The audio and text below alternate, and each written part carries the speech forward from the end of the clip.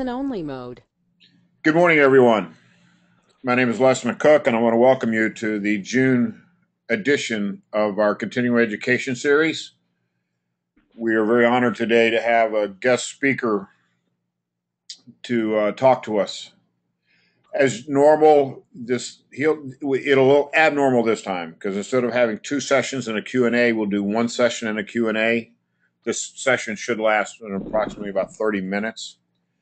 In the right side of your control box, and you go to webinar control panel, there's a little blue box marked question. If you'll drop it down, and during the presentation, if you see something you'd like to ask questions about, please make a note. We'll answer the questions after the presentation. So we should have about 30 minutes to answer everybody's questions that they want to ask. We look forward to this being a two-way presentation so that everyone has a chance to get the questions and be sure you fully understand the materials. We think this is very important with today, some of the decisions made by some of the lenders recently about people being able to contact who shouldn't contact, what contact's done, and how to do it, and stay in compliance. Obviously, 30-something years in business tells me you don't be successful in our business without talking to somebody. So I am very honored today that Paul would take his time to be a part of this with us. And he's going to talk today about phone calls to debtors and targets, and he's going to tell us how we're going to be able to maintain compliance and get results from these options. Paul, I'm going to turn this over to you. You should have control, and thank you. All right. Good morning, everyone. Let's see if this is going. Okay, great. So today, as Les said, today we'll talk about how to make calls to debtors and targets and maintain compliance and get results. Okay, so the couple of things I'd like for you to consider today. One is that if this is a new technique and you're not used to this, you haven't done anything like this, or you have ideas about the phone, I encourage you to kind of set that aside and have an open mind. I know in our world in software, people can tell me about something, and then until I put it to use myself, I'm not sure if it's any good or not. So if you got some ideas and you're thinking, oh, well, that may or may not work. Well, a lot of times, the best thing to do is just to try something and compare it to what you're doing now. And then regarding compliance, I don't want you to think that compliance is, I'm not framing this up in a negative light, but we're just saying, okay, compliance is the problem. Okay, we know that it's everything that's coming down the pike from with compliance can create change, and that maybe relates to problem. Well, okay, but then you want to look and say, well, where's the opportunity? And that's what we're going to try to highlight here. Okay, and then like I said, if you're not making calls or you've made fewer calls over the past because of compliance concerns, we'll show you why you should reconsider. Okay, so like as Les indicated, I like to tell people that the next new thing is the same old phone. The telephone it's still efficient. I can show you where it's effective. I'll show you where it'll save miles. It'll save you time. And yes, be fully compliant.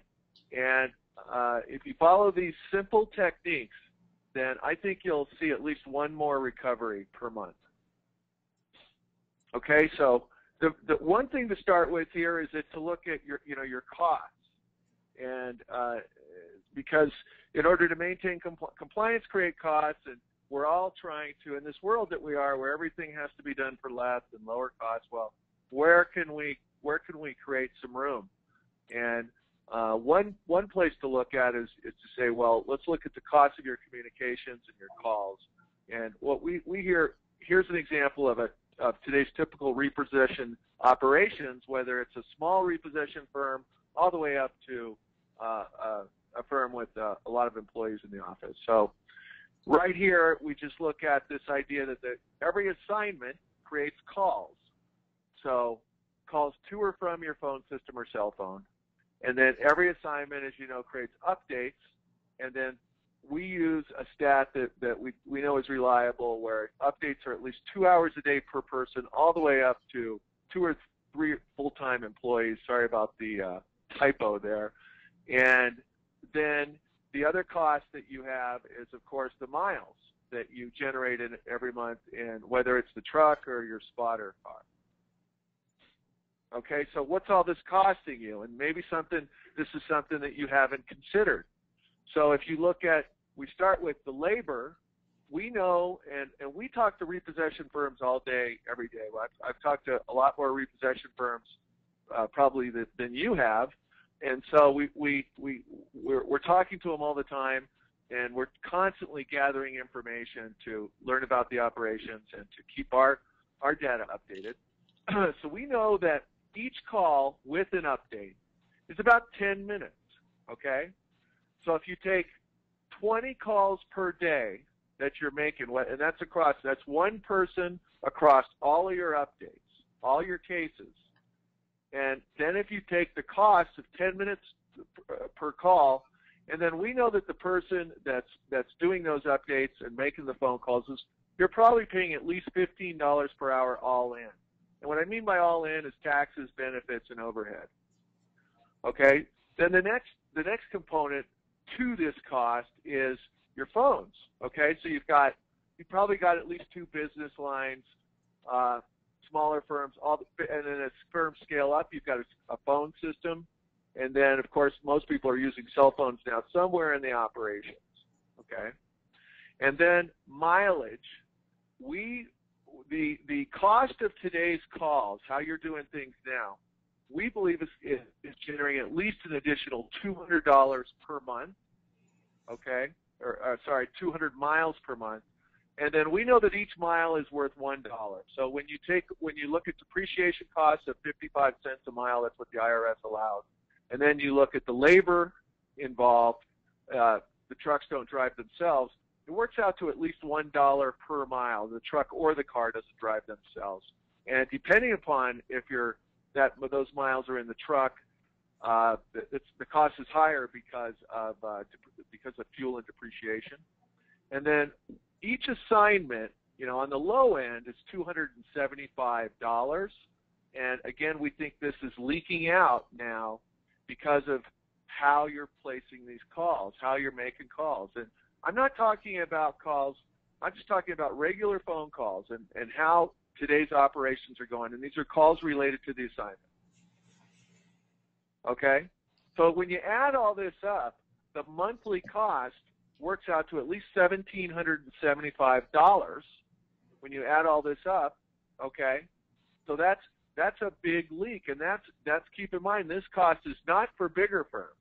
We believe this we believe this cost is for on the low end. So in other words, people with maybe just 1 or 2 people in the office, again, that's data of just 20 calls a day. So that's a big number there that we can then go back and say, okay, well, let's try to recover that cost.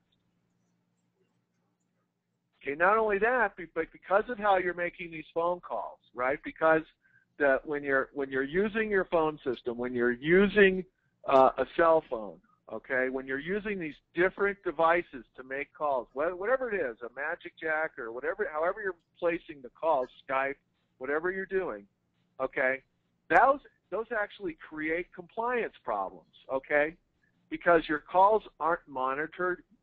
You as the business owner can't monitor the calls, so you really have to trust that your people are saying the right thing and maintaining compliance on the phone. You can't listen in on their calls. So, and then also your clients can't monitor the calls. So if your client ever calls and contacts you and says, "Hey, I need to see all the calls on this case," it's really difficult for you to, if not impossible, to be able to produce this result in a short amount of time. Okay, and then also with the way you're handling calls now, there's no rules built in, right? Your cell phone or your phone system or whatever you're using, Skype, it doesn't have rules built in. There's phone call communication rules are changing all the time. Where you can call and when you can't call, time zone rules. If somebody is requested not to be called, that your phone system and again these other modes of operation don't have any of that built in. So it creates compliance problems. Okay, So now what we want to talk about is we want to get to, okay, let's show you how, let's get into now a solution here. And one thing to consider is that as a repossession firm, you're upgrading all other aspects of your operation, probably your truck, your vehicles, your computers. But I think it's been, we know it's been a while since you've really took a look at the cost of calls and updates, and you may not be aware of what that cost is, and then you're missing out on a big compliance upgrade. Okay, so of course, you know, we'd love for you all to use our solution, but what I'm talking about today, you could implement yourself, absolutely. And I want you to leave with some techniques today that you can use without us, because this isn't a sales pitch. I'm trying to educate people. So you could definitely do this yourself, but before you do, give us a call, because we're definitely better, cheaper, and faster than what you could do yourself. Okay, enough of the sale. So now back to the solution. So if you think about improving your calls, exceeding compliance, you're going to get better results. So what do you do? So I've identified this number and the $775 cost, $1,775 cost. Well, how do you get there? How do you make that change? Well, the first thing you've got to do, and we know this is troublesome for a lot of the companies, some companies we talk to anyway, is that you got to make a commitment to this. You've really got to say, okay, I think this $1,775 number is real, and it's bigger for bigger firms, and I'm going to make a commitment to finding out if this number is real. So you really can't get in halfway. Okay, so the first thing that you've got to do is you got to make the commitment. Okay, then you got to stop using your phone system. Okay, and we'll show you why. We'll show you why using your phone system or cell phone, and stop using these existing means of communication and methods for updates. You've really got to say, okay, we're going to stop doing that. And what we tell people to do is, if you're a bigger firm, just take one person in your office and have them do things another way, and see if it really does make a difference. And then what you want to do is you want to move all your communications, all your calls out to the cloud. Okay, because when you move all your communications out to a server, out to the cloud, which the cloud is really just a server somewhere, then they're centralized. And when they're centralized, you can apply rules, people can monitor calls, owners can listen in on calls, and that's where you start to gain the compliance win. Okay, then the next thing you got to do, and this is really important, and people miss out on this. You can't just, a lot of repo companies have people in the office who are paid not only this base rate, but they make they make commissions, or they share in the profits based on the profits of the company or the number of recoveries picked up per month. So these are people who, if they already have a method of operation that they're using, and they're already receiving their compensation, they may be they're going to be reluctant to upset their the potential. They may see this as, hey, what happens if I don't make as much? So you really want to sell this plan to your employees, and you got to get their buy-in. And then to get their buy-in, you've really got to talk to them about the benefits. And what are the benefits? Well, because of this, maybe you could increase your bonus structure. Okay, it'll make just their job easier. And if your company is successful, then that's only going to be good for them. So you got to get their buy-in on this. Okay, so now we talk to how do you get better results from your calls. So instead of picking up the phone and asking for somebody or answering the phone calls a certain way, how do you get better results from your phone calls? And we've been doing this a long time, 23 years, and we work with people all day. And what I'm going to talk about has nothing to do with trickery or anything like that. These are just simple communication concepts that are used everywhere else in business, but repossession companies, for one reason or another, aren't typically employing these methods. So it's just you want to start with planning the call in reverse. And what I mean by that is, before you pick up the phone, is that you want to plan on, how am I going to get somebody to answer or a call back? Okay?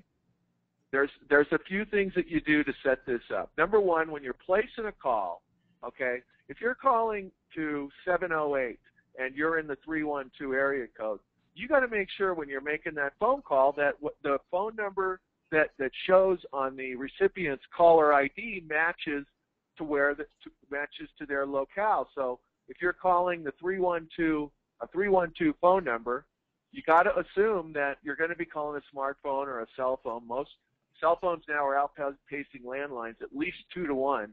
I think it won't be a few more years. Landlines will just be a thing of the past. And all calls now display the incoming caller ID, and you're calling a cell phone, and it's very easy for people to call back. So in order to get somebody to pick up the phone or even consider calling you back, they got to see that as a local number. Now that's fully compliant. It's not caller ID spoofing. When sales reps call you, they're working in different locations today, right? You may get a call today from Amazon.com, and the number shows up local to you. But really, the person who's making that call from Amazon is not in your locale. They're somewhere else in the world. But that's completely compliant, and it's completely it's a fully compliant method of making phone calls. It's not caller ID spoofing. It's fully compliant because when they return that call, you can be reached at that phone call. So, and you're leasing that phone number. But when that phone number, what I mean is what displays on the caller ID when you place the call. So it really, it is, that phone number is yours. So when they return the call, it rings back either to a voicemail or to you directly. So that's your phone number. It's fully compliant. Okay, then the next thing to consider when you're making calls is the greeting. So remember in the old days where we talked about that people make the decision based on in your office of you when they show up to your office. Well, it's the same thing with phone calls. People make, we call it an impression. People derive an impression from you based on how you answer the phone. Okay, so you want to make sure when somebody calls back that there's a greeting that is professional and that is engaging. Okay, so that they go, oh, this sounds important. Okay, then the next thing to consider here is that to put to use is that the greeting and the voicemail have got to be in different voices. So when you're using your cell phone for phone calls, or if you're using an office line, and when you leave a message and then somebody calls back and they hear the same voice as in the voicemail message, to them that is not near the strong impression of the call. They may be a little concerned about that. So you want to make sure that these two are different. And there's a post. We have a lot of content on our blog here, bellslink.com, and then you can just go to our blog. And we just put up a post this week about know who's calling and why, and this relates to this concept here. So think about the call in reverse, okay? Then when you think about the call in reverse, what's the payoff? Well, you know who's calling and why, and then you can prioritize your calls based on assignment. So right now, ask yourself, how many times a day when somebody calls you back, do you have to ask them what the case number is? Well, you certainly have to ask them every time that they block their call, okay, because you have no idea what the call is about, and who can remember all their cases, right? So most times probably you have to ask the caller what case number they're calling about, okay? Well, when you can answer the call and you know who's calling and why, it totally changes things, okay? And then, but you can also prioritize your assignment, okay? When you know who's calling and why, you can move right into the phone call. You can go, and I'll give you an example here.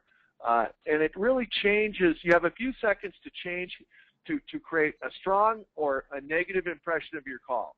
And if you've created a negative impression of your call, you're now working uphill for the rest of the call, and that could lead to information not being received or the call just being disconnected because for whatever reason.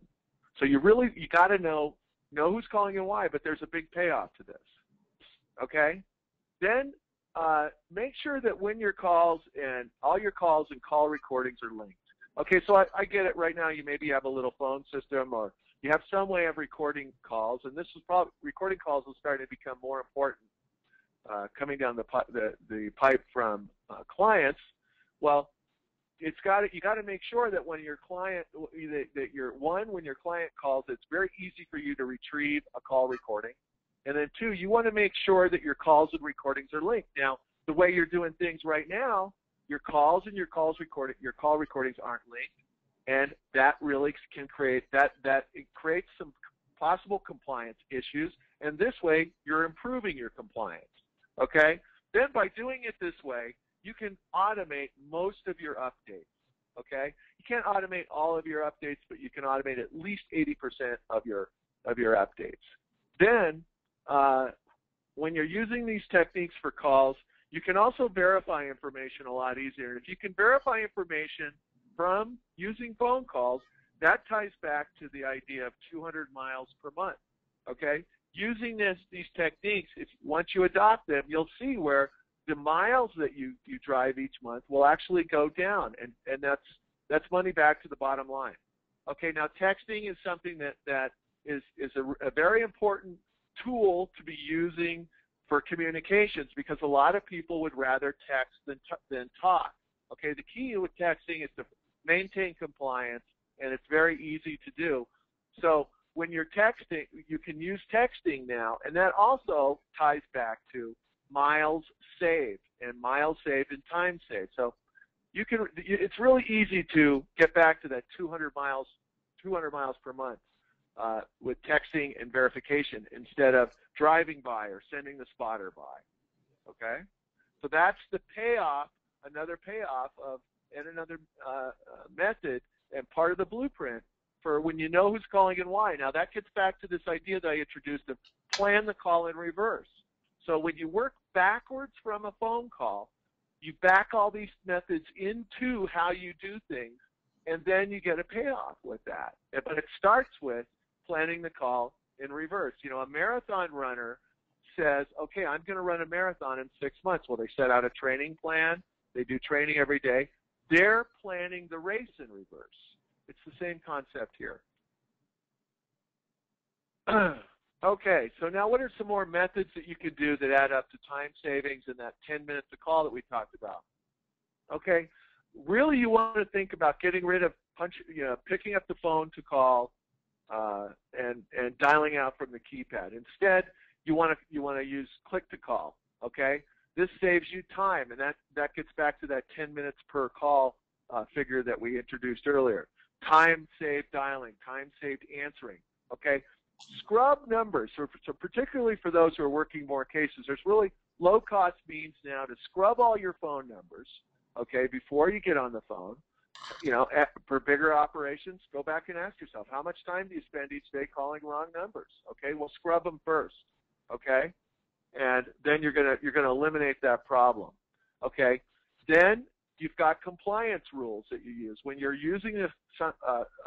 When you're moving your communications to the cloud, it's easy. You'll naturally then because you're going to use a cloud service, or you can. Again, design something yourself. It's very expensive. But when you do that, because all your communications generate from one central point, it's then easy to implement these rules, which then will help you avoid compliance mistakes. Also, this puts you in a compliance mindset right from the beginning. And when you're in a compliance mindset right from the beginning, you're going to stay on script. You're not going to make mistakes in your phone calls because you pick up the phone with the idea of structure instead of kind of freestyling, which I'll get to in a second here, okay? And then with this idea, you can now engage your clients a lot easier in your calls and your call recordings, okay? That can also be a marketing benefit because you can demonstrate to your clients transparency. Right now, okay, the clients out there have to kind of trust that all these calls taking place are going the right way. Well, if you're working for Wells Fargo or Bank of America, these are all publicly held companies.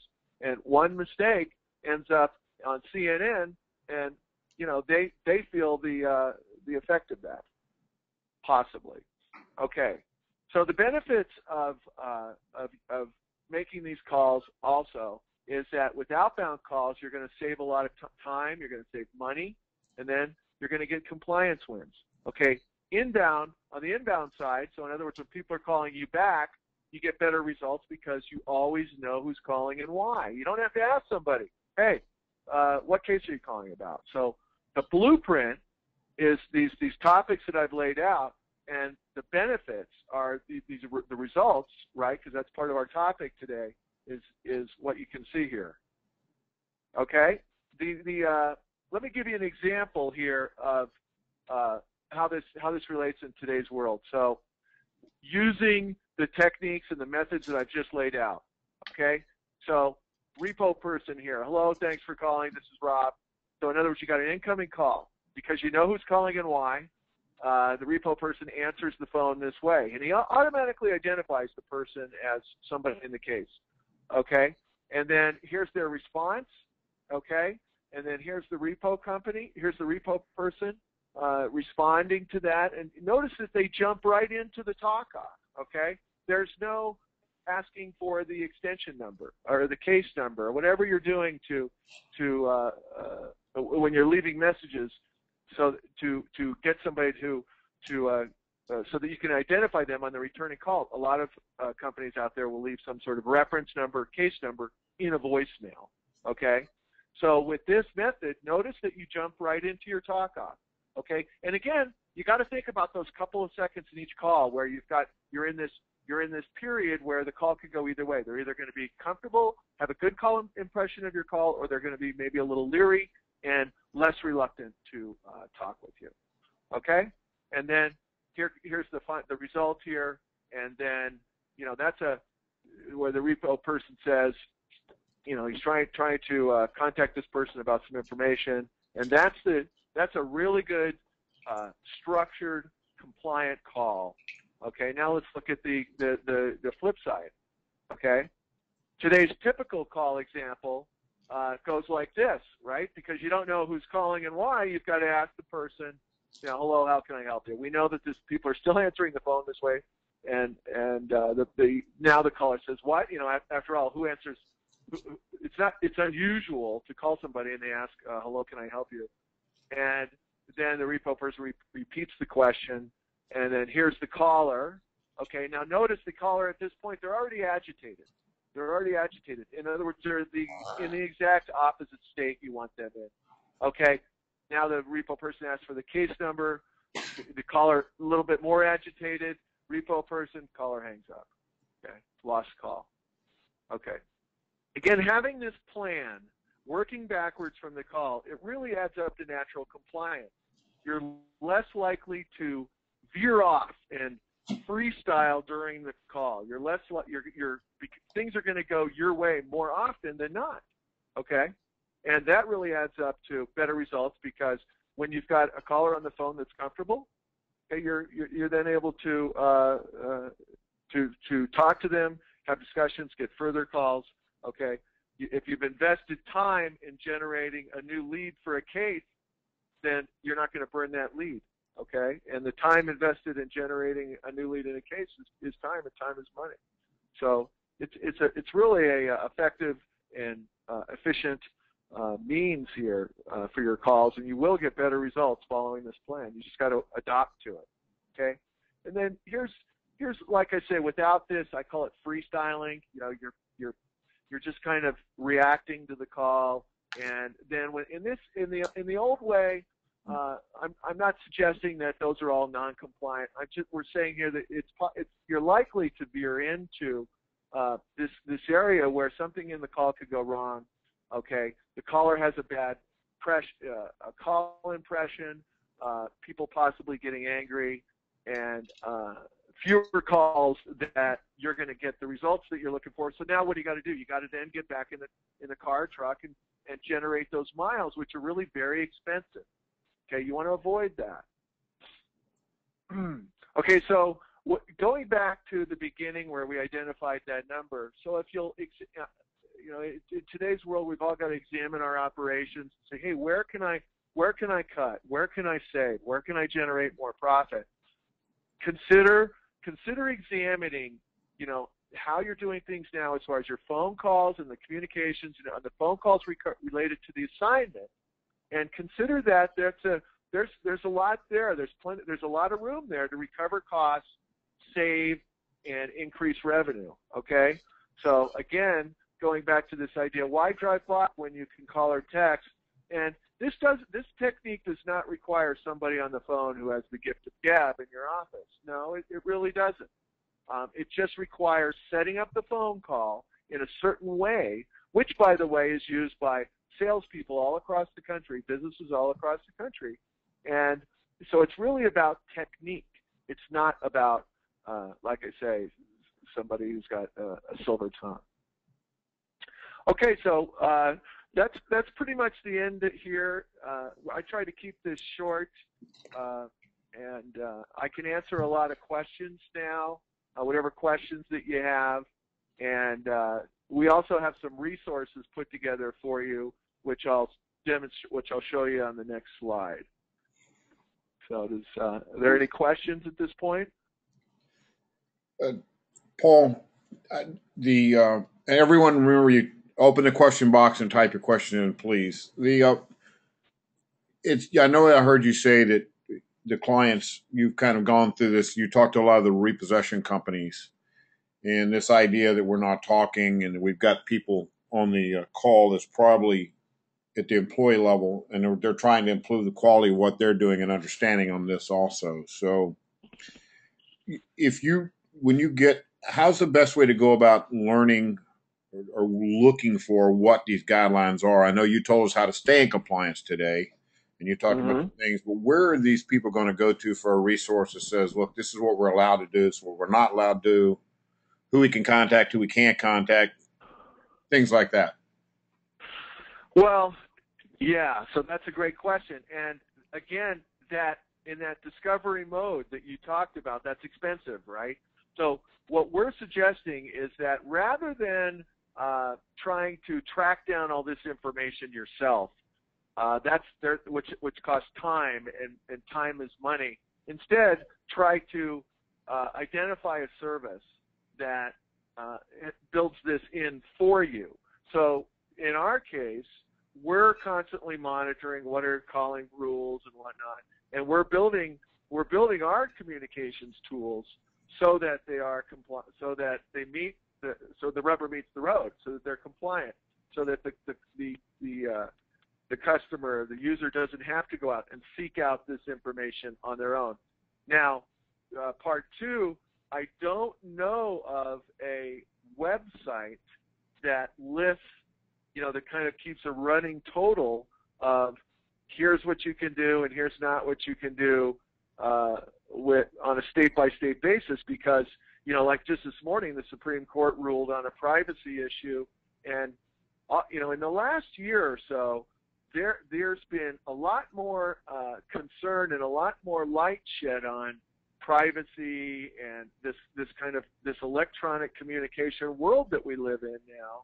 And so there's a lot of things are changing all the time. There's new things being discussed and new policies are being put into place at all the time. So I would suggest that, one, rather than trying to find the information on your own and keeping up with it from that point, just try to find a service that does this for you, okay? And I would say go about it that way, because again, to save time and to save expense. All right, we're as everybody knows, this bellslink.com is one of the resources we've got. Everyone will get an email. We'll give you some other information that we'll share with all the attendees. Also, I got a question here. Okay, it says, the question is, when you talked about using text, the question is, are you saying that we should or we can text debtors? Absolutely, you can. And again, and that actually leads back into, Les, your question. So texting, in order to use texting, what you want to do is you want to follow the Mobile Messaging Association best practices.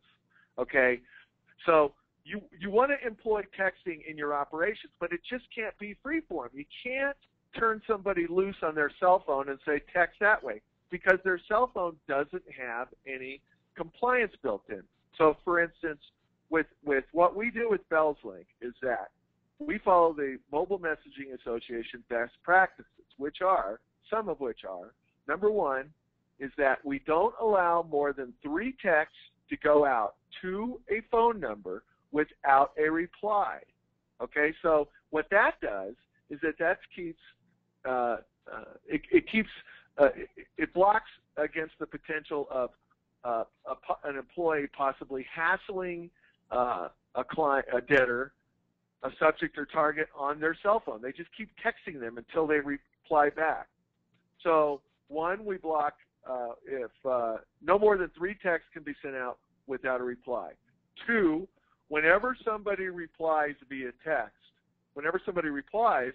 if anywhere in the text they indicate stop or cancel, then we then block further text going out to that phone number. Okay? So again, right now, using the cell phone, using some service that's designed for consumer use, not for commercial use, right? My iPhone is not designed, and Apple has no intention of building in compliance to their texting, nor does any other retail service out there on the internet. So you got to find a service that has the compliance rules built in, and that's what we've done. So with our example, in the example there, if somebody replies stop or cancel, then all future texts are blocked. We have blacklisted words. So we screen all outgoing and incoming texts against a list of about 1,000 words, profanity, some other words that we'll block text that using that method as well. So we have at least 3 compliance pieces that we build into texting that aren't available anywhere else. Or now you can certainly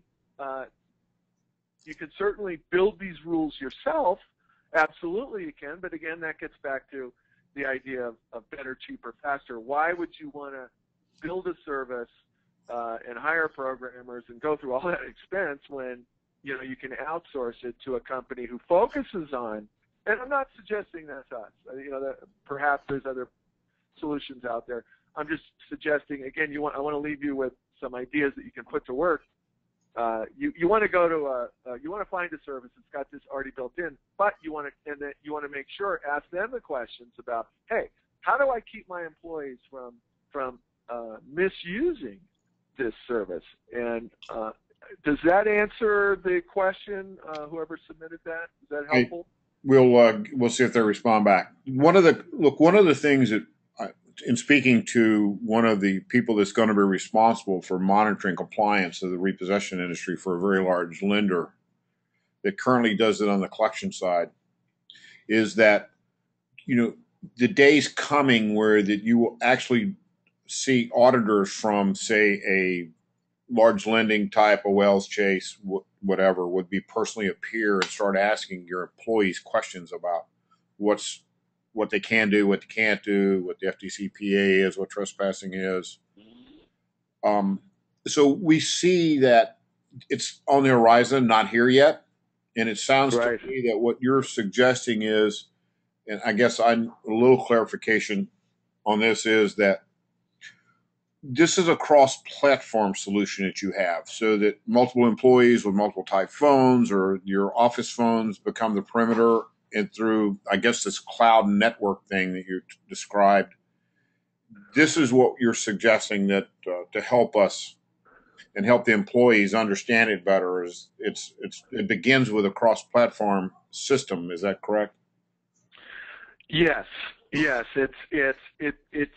an idea that when your communications are generated from one point, all generated and incoming and outgoing communications come from one central point, then it's easy to work backwards from there to maintain compliance.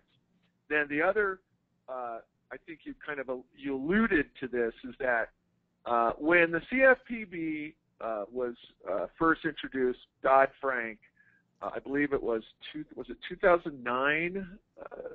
Yes. 2009, maybe. So we saw this coming, and our prediction was that the repossession industry is going to become a little bit more like the more hybrid, kind of a collections industry hybrid, where the collections industry folk, they have to make, they have a lot of strict, rigid rules now that they have to follow because of FDCPA. Now, there still are some cases. The cases still are not clear as far as, is an automobile repossessor a debt collector, and I don't think there's anything out there that says so far that's conclusive, that says absolutely a repossession is a debt collector. Now, there was a case decided last year that wasn't really that it was a repossession FDCPA case, but it didn't have anything to do with communications. It was some other. It was something else, and the district court said, yeah, in this example, the repossessor was a debt collector, so hence falls under the umbrella of FDCPA. So what we're saying is that you want to think like that FDCPA applies to you, but because you also want to then save time and save money. As you indicated earlier, Les, you can still, phone calls are still an important part of your quiver, but you just want to apply some new thinking to those phone calls, so that the phone calls help you get more information from the call and get more contact. And how you're going to get contact is planning the call in reverse and know who's calling and why.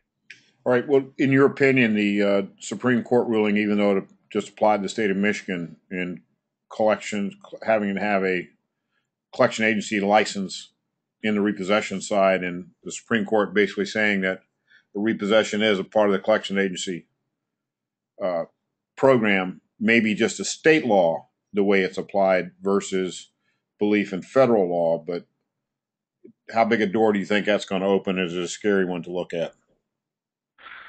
I don't think. Look, FDCPA still goes back to the concept of it says, and I'm not suggesting that we look for ways to skirt laws at all. Not at all. FDCPA still says is entirely focused on the concept of what is or what isn't a debt collector. And it also says that your primary means of business has to be collecting debt. If it's not, you don't pass the test of a debt collector. Now, California, on the other hand, with Rosenthal, is a little bit tighter than that, and there's a little bit more. It's tighter, and it draws a repossessor possibly closer to the idea of a debt collector. So, are there going to be, will we face a day when where it's clear and there's been enough cases decided that says, yeah, a repossessor now falls under FDCPA? I don't know. What I think that's a ways off. What I'm suggesting is that by working under this, working backwards from the concept of compliance, by working backwards from the concept of know who's calling and why, and planning the call in reverse, that's going to work out. That's already going to put you in a forward position, and then by maintaining those techniques, it's going to improve contact rate. And improving contact rate saves time and miles. Okay, it's going to save you time with updates. It's going to save you, and then that's time and money. You want to, even if you're only one person, out there, you want to think like a little call center. Call centers have been employing efficient means of communications for years now. Why? Because they deal with millions of calls, some of them a day. Well, even if you're only doing 20 calls a day, as I indicated, you may not have thought that those calls cost you as much as they do. But I think that if you go back and look at our example, you can say, yeah, I can see where given that example of 20 calls a day, 10 minutes a call, the cost of the call. Now, if you're the owner taking those calls, the cost is even much higher. So you just want to start to think about, how can I get more out of my operations? Where can I save money? Where can I save time? Where can I improve results? And I think that if you if people start to go back and look at their communications, that they'll see that this result is achievable without breaking the bank and you know, without the ROI makes sense quickly. It's a quick payback this way, and then you just got to get your employees to buy into it, and you've got that payoff. I want to tell you, first of all, the first questioner sent a note back, said yes, it did answer the question. Thank you. The next question, and I guess this will be it unless you've got another one. Somebody else, please ask a question if you want to. And this kind of goes back to what I was trying to ask about cross-platform program that you're discussing. The question what is, do you mean by cross-platform? Do you mean that it'll work on any device, Mac, PC, Android? What I mean is, let me read you this person's question, and then I will add to the back of that. That way, because maybe he's asking more clearly than I am. Okay. His question is, does cloud calling mean you make calls from a web browser or a desk phone? And my extension of that question is, you know, a company that allows, maybe they don't furnish employees cell phones or whatnot, and maybe an employee would be using a cell phone or something other than those under the control of the company. When I say cross-platform, does that mean that if I'm company A and I've got 5 office phones and I've got 2 Skype computers and I've got 3 cell phones, is the solution that you're suggesting that we look into cover those different devices into the same program? And yes. That's kind of what he's asking. Yes, and here's how. Okay. First of all, you get rid of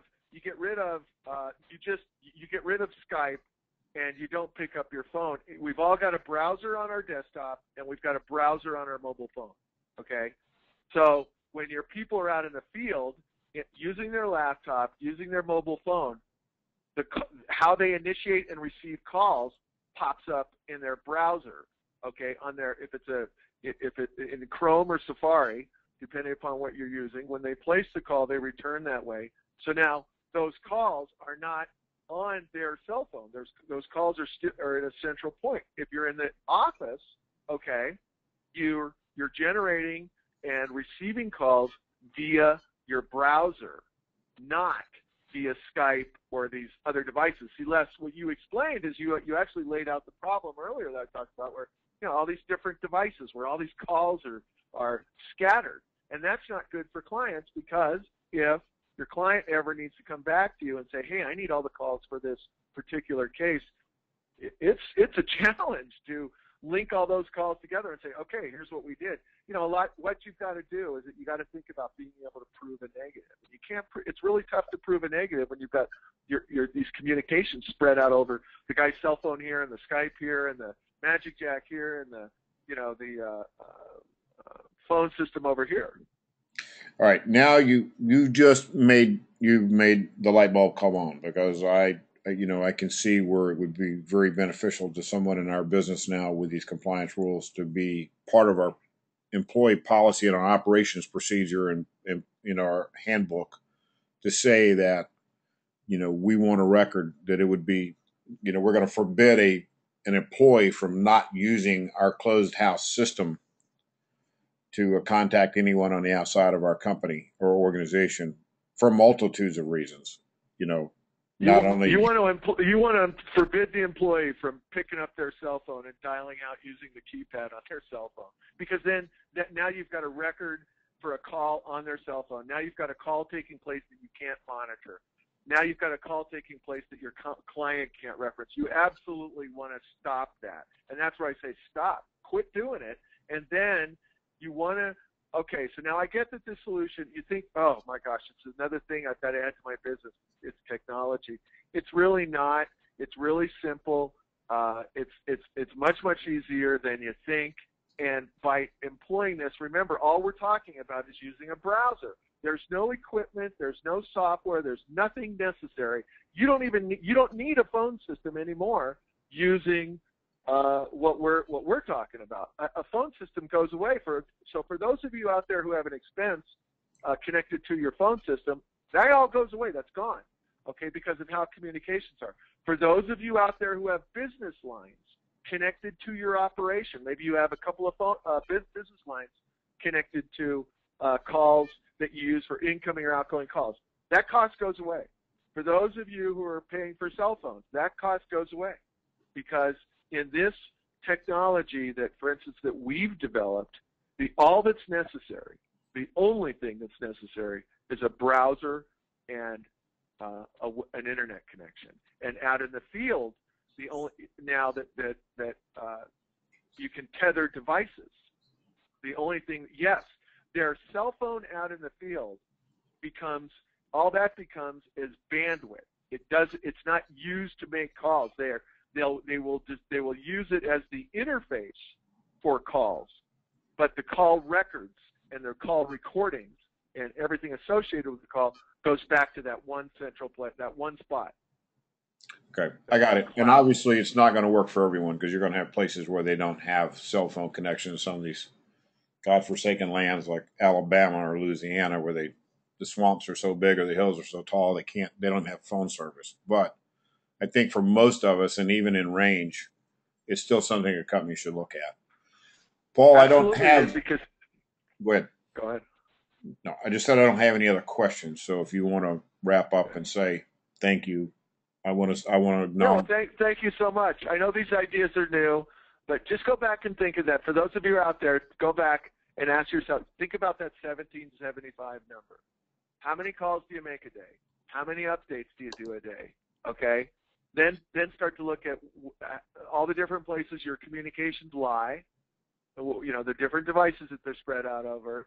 Look at all that, and then consider the advantage, the benefits of compliance, not only for yourself but for your customers, which can also make you more marketable, okay? Because now you can go back to your customers and you can say, okay, we do things this way, which connects you closer to our operations, okay? So there's tangible and intangible benefits. And like I said, just think about that 1775 number, and contact me later and tell me if I'm wrong. If you don't think that 1775 number is correct, then let me know why. I'd love to hear from you. All right.